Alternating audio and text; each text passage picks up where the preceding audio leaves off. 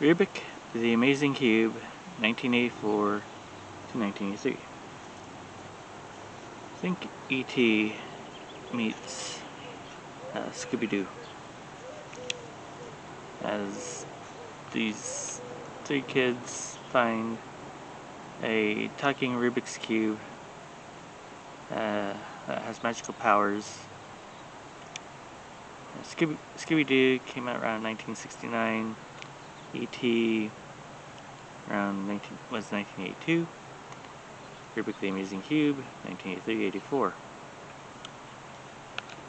Yeah. Anyway, I loved it when I was a kid. However, the aging didn't stick, so S for Satisfactory, the voice actors, yeah, they could do better with the voice actors. I think they did pretty good with what they had for 80s, but yeah, you can kind of tell. It's an S. Ciao for now.